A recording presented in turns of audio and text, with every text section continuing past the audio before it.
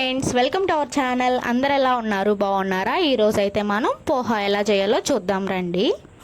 ఇదిగోండి, నేనైతే ఇక్కడ ఒక కప్పు అటుకులు అయితే తీసుకున్నాను. ఇవి వచ్చి చిన్న సైజు పెద్ద సైజు అటుకులు ఉంటాయి కదా, నేనైతే చిన్న సైజు అటుకులు అయితే తీసుకున్నాను. ఇవి మనకు షాప్లో దొరుకుతాయి. ఇదిగోండి, ఇప్పుడైతే నేను వాటర్ యాడ్ చేసుకొని బాగా అయితే వాష్ చేసుకుంటున్నాను. ఇదిగోండి, ఇలా 2 టైమ్స్ అయితే బాగా నీట్గా కడుక్కోవాలన్నమాట. మనం శుభ్రంగా అందులో ఉన్న డస్ట్ మొత్తం పోయేలాగా. ఇదిగోండి, చూసారా? ఇలా కలుపున తర్వాత ఇలా స్ట్రైనర్ తీసుకొని ఇప్పుడు మనం ఈ అటుకులు అయితే ఏదైతే నీట్గా వాష్ చేసి పెట్టుకున్నామో ఈ అటుకులను అయితే ఈ స్ట్రైనర్లో అయితే మనం ఇప్పుడు వేసుకోవాలి. అందులో ఏమన్నా వాటర్ ఉన్నా పోతాయి, అందుకే ఇలా వేసి పెట్టుకోవాలన్నమాట.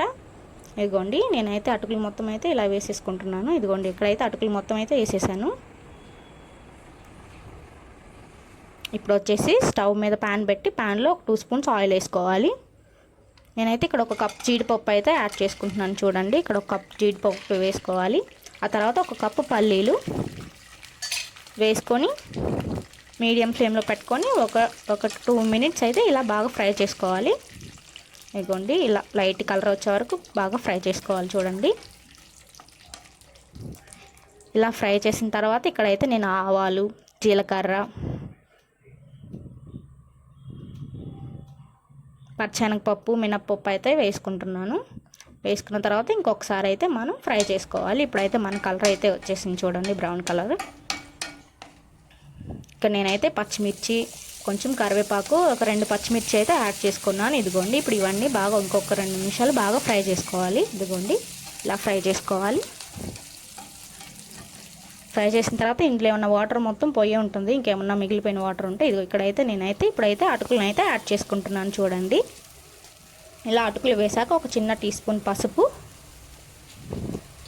అలాగే మనకు టేస్ట్ తగినంత సాల్ట్ అయితే వేసుకోవాలి. నేనైతే ఇక్కడైతే ఒక 1 స్పూన్ సాల్ట్ అయితే వేసుకుంటున్నాను. నాకైతే సాల్ట్ సరిపోతుంది. ఇదిగోండి, ఇవన్నీ వేసాక ఇప్పుడు మనం అటుకుల్ని మనం వేసినవన్నీ ఉన్నాయి కదా, ఇప్పుడైతే ఇలా అన్నీ అయితే బాగా కలుపుకోవాలన్నమాట. అన్నీ కలిసేలాగా మనకైతే అటుకులు అయితే కలర్ మారాలి, ఎల్లో కలర్లో వచ్చే వరకు. ఇదిగోండి, ఇలా అయితే బాగా కలుపుకోవాలి. చూడండి, నేనైతే ఇక్కడ కలుపుతున్నాను కదా, ఈ విధంగా మనం మొత్తం అయితే కలిసేలాగైతే కలుపుకోవాలి. ఇదిగోండి, ఇక్కడైతే మన అటుకులు అన్నీ అయితే బాగా కలిసే మనకు కలర్ఫుల్గా బాగా కనిపిస్తుంది కదా ఎల్లో కలర్లో. ఇదిగోండి, చూడండి.